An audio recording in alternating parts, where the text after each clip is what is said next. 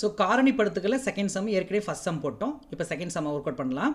So இப்போ என்ன செய்யலாம், கண்டிஷன் என்னன்னு கேட்டால் அதிகபட்சமாக பவரில் 2 இருக்கணும். அதே மாதிரி ஆர்டர் வந்து வரிசையாக இருக்கணும். அதாவது 2x இங்கே 1x கான்ஸ்டன்ட் கரெக்டாக இருக்குங்களா? இப்போ சம் ஒர்க் அவுட் பண்ணலாமா?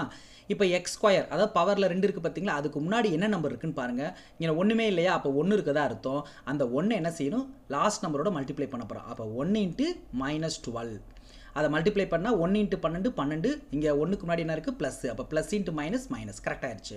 அடுத்தது 2ஆக விரிக்கிறோம். இது ஒரு கொடை மாதிரி போடுறோம். இந்த கொடையோட கம்பி இருக்குது பார்த்தீங்களா, அங்கே என்ன பண்ணால் எக்ஸ்க்கு பக்கத்தில் என்ன நம்பர் இருக்குது, 4 இருக்குது. என்ன 4 இருக்குது, +4. இங்கே குறி ரொம்ப ரொம்ப முக்கியம். இப்போ என்ன செய்ய போகிறோம், 2 நம்பர் எடுத்துக்க போகிறோம். அந்த 2 நம்பரை பெருக்குனா மேலே -12 வரணும். அதை கூட்டுனாவோ கழிச்சாலோ கீழே +4 வரணும். அப்போ என்ன நம்பர் எடுத்துக்கலாம், வாய்ப்பாடு எல்லா வாய்ப்பாடையும் சொல்லி பாருங்கள், கரெக்டான வாய்ப்பாடு வரும். அப்போ 6 எடுத்துக்கிட்டோம்னா 6 12. இப்போ மேலே மட்டும் மைனஸ் இருந்துச்சுன்னா சின்ன நம்பருக்கு மைனஸ் போடணும். ரெண்டுமே ப்ளஸ்ஸாக இருந்துச்சுன்னா நம்ம பிரச்சனையே இல்லை, எல்லாமே ப்ளஸ் போட்டுக்கலாம்.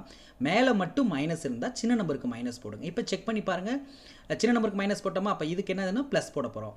அப்போ செக் பண்ணி பார்க்கலாமா, +6 × -2 -12 கரெக்டாக வந்துருச்சு.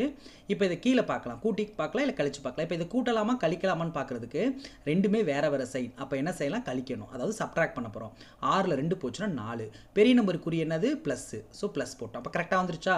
அப்போ மல்டிப்ளை பண்ணாலும் -12 வருது, ஆட் பண்ணாலும் சப்ட்ராக்ட் பண்ணாலும் +4 கீழே இருக்கிறது வருது. அப்போ இதான் ஆன்சரு. அப்போ அப்படியே ஆன்சர் எழுதலாமா, எக்ஸு இங்கே இருக்க +6 அப்படியே போட்டுக்கிறோம் x -12. இதே எக்ஸோட வேல்யூவாக கேட்டால் என்ன செய்யணும், இந்த +6னா டேரெக்டாக -6ன்னு போடணும், -2னா அப்படியே +2வாக போடணும். அவ்வளோதான் ஆன்சர். தேங்க்யூ.